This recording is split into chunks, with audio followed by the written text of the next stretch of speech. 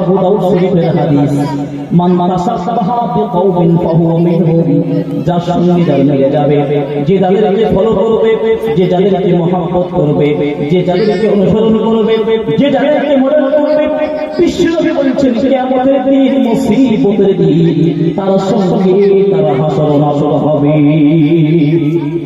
আজ তুমি ওই বিরাট কোহলিকে ফ্যান বানিয়েছো, আজ তুমি ক্রিকেটের ফলোয়ার হয়েছো, আজ তুমি ফুটবলের ফলোয়ার হয়েছো, আজ তুমি গায়ক গায়িকা নায়ক নায়িকা পুলিশ ইসলামদারকে যদি তোমরা ফলোয়ার হও, বিশ্বনবী বলছেন কিয়ামতের দিন, মুসিবতের দিন ওই সমস্ত কাফের বেঈমান নাফরমান তাদের কাতারে তোমাকে দাঁড়াতে হবে। আর যদি তুমি বিশ্বনবীকে যদি ফলো করতে, নবীজির খানাপিনা, নবীজির বেশভূষা, ওই জিন্দেগি যদি তুমি নবীজিকে ফলো করতে রে মুসলমান, কিয়ামতের কঠিন দিন, মুসিবতের সময় এমন একটা দিন আসবে, ওই দিন কেউ কাউকে চিনবে না, ভাই ভাই ভাই চিনবে না। আল্লাহ রাব্বুল আলামিন বলছেন 30 নম্বর পারা সূরা নাজিয়া সূরা এমন করে একটি সূরার মধ্যে আল্লাহ পাক বলছেন, ইয়াউমা ইয়াফিকুল মার'উ মিন আখিহি ওয়া উম্মিহি ওয়া আবিহি ওয়া সাহিবাতিহি ওয়া বানিহি। আল্লাহ পাক বলছেন, হে বিশ্ববাসী তোমরা শোনো, এমন একটা দিন আসবে কিয়ামতের দিন, ওই দিন কেউ কাউকে চিনবে না, ভাই ভাই ভাই চিনবে না, বাবাকে চিনবে না, মা সন্তানকে চিনবে না, বন্ধু দোস্ত আহবাব সব তোমাকে ভুলে যাবে, ওই ক্রিকেটার ফ্যান তোমাকে ভুলে যাবে, ওই বিরাট কোহলি তোমাকে ভুলে যাবে, ওই ফুটবলার তোমাকে ভুলে যাবে, ওই গায়ক গায়িকা নায়ক নায়িকা সব তোমাদেরকে ভুলে যাবে। আর যদি তুমি এই পৃথিবীর জমিনে বিশ্বনবীকে যদি ফলো করতে, বিশ্বনবীর বেশভূষা, বিশ্বনবীর খানাপিনা, ওই জিন্দেগিতে যদি তুমি বিশ্বনবীকে ফলো করতে রে মুসলমান, কিয়ামতের কঠিন দিন, মুসিবতের সময় ওই বিশ্বনবী জান্নাতের সামনে দাঁড়িয়ে দুইখানা খালি হাত এইরকম ভাবে বাড়িয়ে দিয়ে বলবে, হাত ইশারা করে ডাকবে, ওরে আমার গুনাহগার উম্মতেরা, তোরা চলে আয়, আজ আমি একা জান্নাতে যাব না রে, আমি আজ তোমাদেরকে নিয়ে জান্নাতে যেতে চাই। যদি বলে সুবহানাল্লাহ, ওই দিন নবী নিজেই পরিচয় দেবে। অথচ পৃথিবীর মা বাবা যে সন্তানকে ঠিক মতো মানুষ করার জন্য লালন পালন করতে গিয়ে নামাজ পড়ার সুযোগ পায়নি, হাসরের ময়দান যখন হবে, ওই সমস্ত সন্তানেরা মা বাবাকে বলবে, কে তুমি, চিনি না তোমাকে, সামান্য একটুখানি নেকির জন্য ছুটে বেড়াতে হবে, একটুখানি নেকির তরে রোজ হাসরের মাঠেতে বাবা ঘুরবে ছেলের পিছে, ছেলে বাবার আগেতে, একটুখানি নেকির তরে রোজ হাসরের মাঠেতে বাবা ঘুরবে ছেলের পিছে, ছেলে বাবার আগেতে।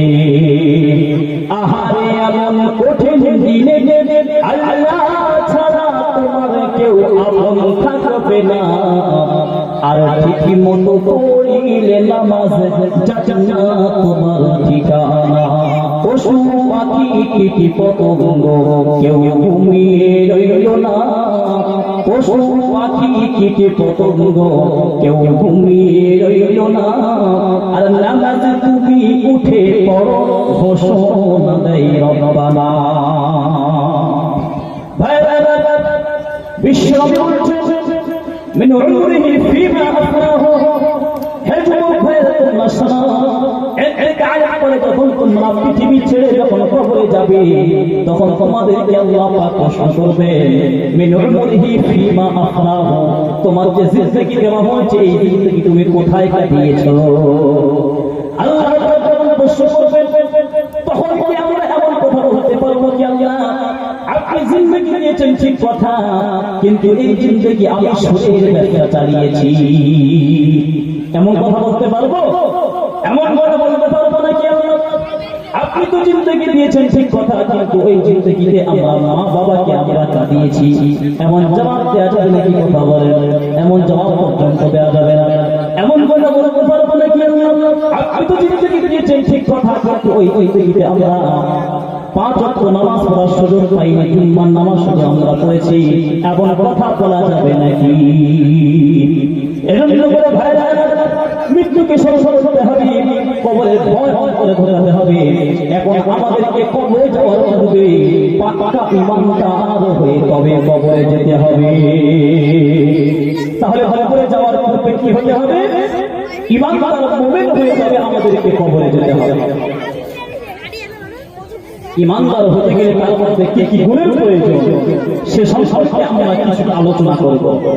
আল্লাহ পাক বলছেন, قد أفلح المؤمنون الذين هم في صلاتهم خاشعون الذين هم عن اللغو معرضون।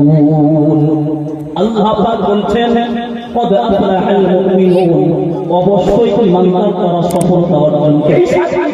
যদি কেউ নিজের জীবনের মধ্যে শেষ করতে পারে, আল্লাহ পাক এই আয়াতের শেষে তাদের সম্পর্কে সুসংবাদ দিয়েছেন। আল্লাহ পাক বলছেন, উলাইকা হুমুল ওয়ারিসুন আল্লাযীনা ইয়ারিসুনাল ফিরদাউসা হুম ফিহা খালিদুন। আল্লাহ পাক বলছেন, সব বিশ্ববাসী এমন ঈমানদার হতে হবে। 7টি কোয়ালিটির কথা আমি আলোচনা করেছি। এই 7টি গুণ যদি তোমরা নিজেদের জীবনের মধ্যে শেষ করতে পারো, তাহলে আমি তোমাদেরকে উত্তরাধিকার বানিয়ে দেব। কিসের উত্তরাধিকার বানাবো সেটাও আল্লাহ পাক বললেন, আল্লাযীনা ইয়ারিসুনাল ফিরদাউসা হুম ফিহা খালিদুন। এই 7টি গুণ যদি তোমার মধ্যে থাকে, তাহলে আমি তোমাদেরকে জান্নাতুল ফিরদাউসের উত্তরাধিকার বানিয়ে দেব। যদি বলেন সুবহানাল্লাহ। তাহলে গুণ কয়টি? 7টি গুণ হতে হবে। এক নম্বর গুণ হলো আল্লাহ তাআলা বলছেন, আল্লাযীনা হুম ফি সালাতিহিম খাশিউন। এক নম্বর গুণ হলো ঈমানদার বান্দা যারা হবে তারা নামাজের মধ্যে বিনয়ী হবে। আল্লাহ নবী সাহাবী হাজরত হুযায়ফা রাদিয়াল্লাহু তাআলা আনহু কোন একটি প্রয়োজনে গিয়েছিলেন এমন দেশে যাওয়ার পর মসজিদে প্রবেশ করেছিলেন নামাজ আদায় করার জন্য।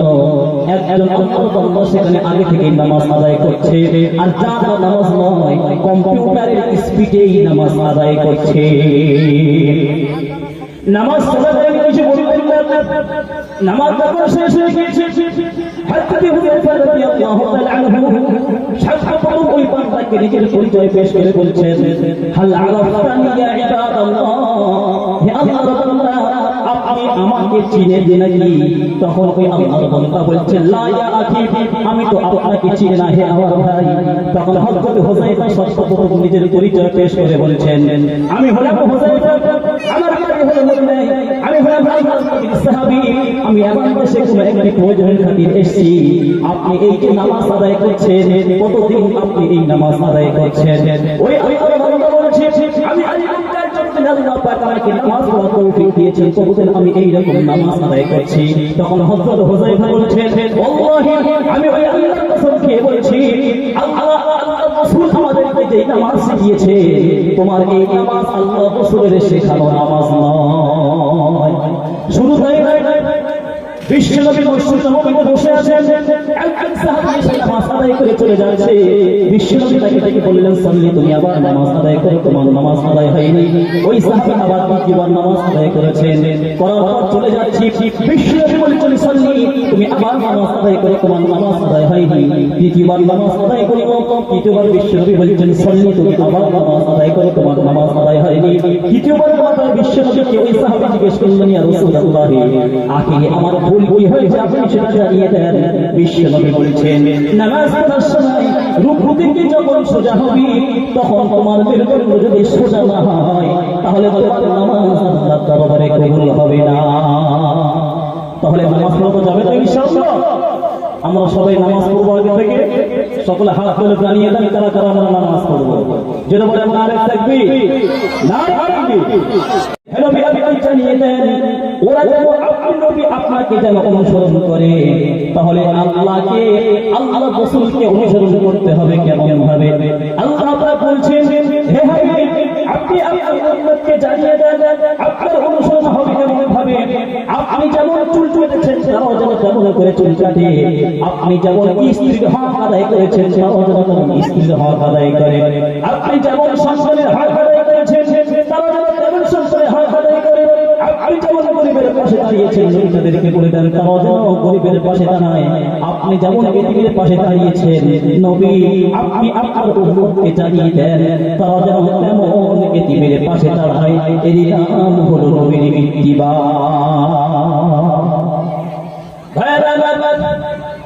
আজকে সমাজের মধ্যে দেখা যায় আমার কিছু যুবক ভাইদের মধ্যে তাকায় দেখা যায় আজকে যুবকেরা এমন ভাবে মাথার চুল কেটেছে সাইড থেকে দেখতে ফেড়ার মতো লাগে আর উপর থেকে দেখতে ফেড়ার মতো লাগে। কি ভাই ভাই দারুণ চুল কাটা তাই না? কিছু যুবক দেখবেন বর্তমান তারা ঘোরাঘুরি স্টাইল চুল কেটে তারা রাস্তায় রাস্তায় ঘোরাফেরা করছে, মাথায় যেন তারা পাখির পাশা নিয়ে ঘুরছে। কি ভাই ঠিক বলছে না ভুল বলছে কথা বলে? এমন কিছু যুবক চুল বানিয়েছে কি বানায়নি? আবার অনেক যুবক ভাইয়েরা হঠাৎ করে তারা দাড়ি রাখা শুরু করেছে কিন্তু নামাজ পড়ে না। তাদেরকে যখন জিজ্ঞেস করা হলো যে হঠাৎ করে তুমি দাড়ি রাখলে কি ব্যাপার, তখন সে মাথা নিচু করে বলছে এটা নবীর দাড়ি নয়, এটা হলো বিরাট কোহলির দাড়ি। কি দারুণ চুল কাটে তাই না ভাই ভাই, দারুণ দাড়ি রাখে। একজন ক্রিকেটার আছে দেখবেন বিরাট কোহলি হবে, এখন তো আইপিএল খেলা চলছে তাই না, এই জন্য করে এখানে খালি পড়ে আছে। সমস্ত ভাইরা আইপিএল নিয়ে ব্যস্ত। গাড়িতে আমি সফর করে আসছিলাম বাসে উঠে, তো দেখলাম যারা সিট পেয়েছে তারা তো পেয়েছে, কিন্তু যারা সিট পায়নি সব মিলে 100 জন যাত্রীর মধ্যে 95 জন যাত্রী ওই মোবাইলে দাঁড়িয়ে দাঁড়িয়ে হলেও তারা মোবাইলে আইপিএল খেলা দেখতে দেখতে আসছে। এই সময় পাশের মধ্যে কি প্রচুর গরম, এত গরমে আর একটা মানুষের তো একটা গরম থাকে, মানুষের গরম, গাড়ির ইঞ্জিনের গরম, আবার ওই গরমকালের গরম, সমস্ত গরম মিলিয়ে নিয়ে একটা বড় ধরনের গরমের চাপ একটা পড়ছে। সমস্ত ভাইদের মুখ থেকে ঘাম পড়ছে, জামা ভিজে গিয়েছে, গেঞ্জি ভিজে গিয়েছে, দাঁড়িয়ে আসার ঠিক কথা, বসে আসাও কোনো অসুবিধা নেই। সমস্ত ভাইরা দেখছি ওই দাঁড়িয়ে দাঁড়িয়ে মোবাইলে আইপিএল খেলা দেখছে। বাকি আছে কারা? যে কটা আমার মতো মৌলবী ছিল তারা বাকি আছে, আর যে কটা বুড়ো মানুষ ছিল তারা সব খেলা দেখতে বাকি আছে। সমস্ত যুবক ভাইদেরকে দেখলাম সকলে আইপিএল খেলা নিয়ে ব্যস্ত। তো যাই হোক কথা বলছিলাম, যুবক ভাইরা গাড়ি দেখা শুরু করেছে, বলছে এটা নবীর গাড়ি নয়, এটা হলো বিরাট কোহলির গাড়ি। কিন্তু নামাজ পড়ে না। এতদিন হুজুরের বক্তব্য শুনে দাঁড়িয়ে রাখেনি, এতদিন ইমামের বক্তব্য শুনে দাঁড়িয়ে রাখেনি। আজকে বিরাট কোহলির ফ্যান হয়েছে, আজকে ক্রিকেটারের ফ্যান হয়েছে, আজ তুমি তার মতো তুমি দাঁড়িয়ে রেখেছো। তুমি সমাজকে, সমাজের লোকদেরকে তুমি কি বোঝাতে চাও যে তোমার মতো বদমাইশ আর পৃথিবীতে একটাও নেই? বিশ্বনবী মুহাম্মদ রাসূলুল্লাহ সাল্লাল্লাহু আলাইহি ওয়াসাল্লাম বলছেন